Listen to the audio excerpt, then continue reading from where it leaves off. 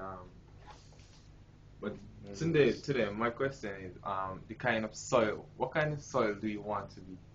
The rocky soil, or the soil that will be fruitful, that will bring forth fruit.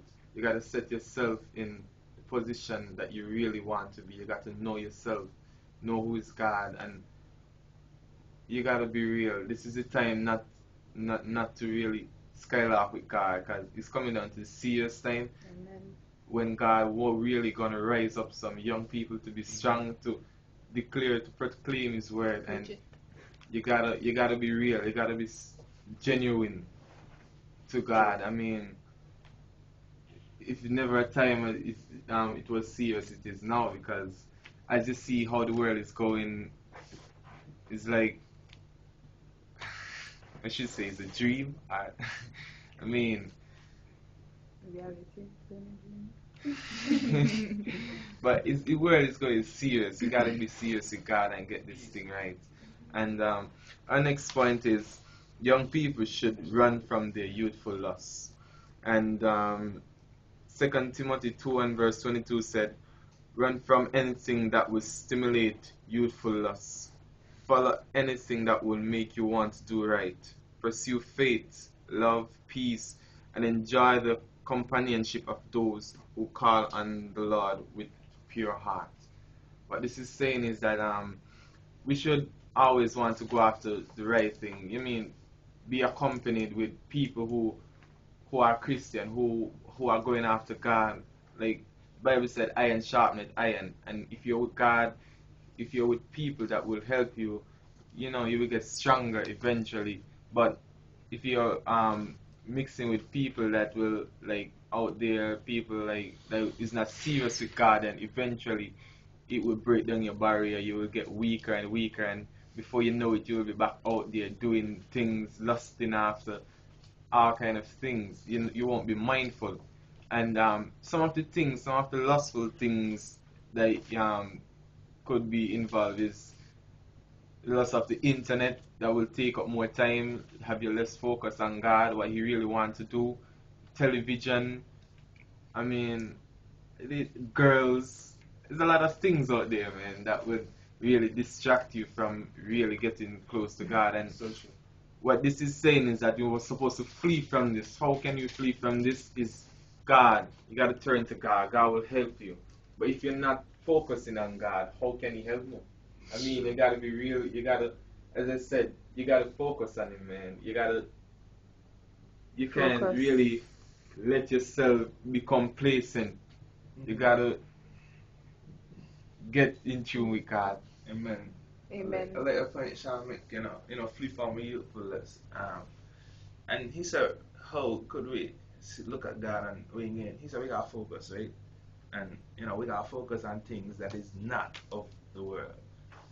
Like, yeah, like we might be saying it over and over again, right? But it's very important that is what we feel in the mind, right? Is what we're going to get out. Is what we put in, is what we're going to get out. Because you can't plant a mango and expect to get, an apple. Come on, man. That's common sense. Is what you feed yourself, is what you get out. If you go out there and, go up and down place, looking bars, looking girls, etc., is there you going to get, because, cause I said, like, you're doing that. You come to church now. And, okay, look at it as an example, right? You was a pastor. And then you got out there, go sit now. And then next Sunday morning, you got to go preach. What you going to preach about? Huh? What happened last night? What happened last night? exactly. Up there, tape yourself, and people are wondering, what happened to you? What the Spirit? But look at it, right? Is what you feed yourself is what going to come out. So we got to feed things of God, not of the world. We got to stay with Bible. It might be difficult, but, stay with Bible. Read a little godly book, and the godly book then gonna make you go in the Bible. Cause look up scriptures that gonna help you, to be rooted and grounded in God. And another thing, right, is like the parents them got a big part to do with the children. Proverbs 22:6 train up a child in the way he should go, when he's old, he will not depart at it. Just the other day I was down the road, and they hear this big bad word, a little child, busting, like the one with the F. Be real, the one with the F. And an adult right there in the landing here, and she ain't telling me nothing here. And the boy, when he doing it, he ain't even stammer. He ain't stammer. He let it out. Now look at it, right? Is what he feeding himself. Is the people here around him influence him and so. I'm not sure the boy ain't even knowing yet. He ain't even knowing yet. So the parents them got a big role, to play in bringing up the young people them. And what I was saying for Joel, that running from the youthful lust, sorry.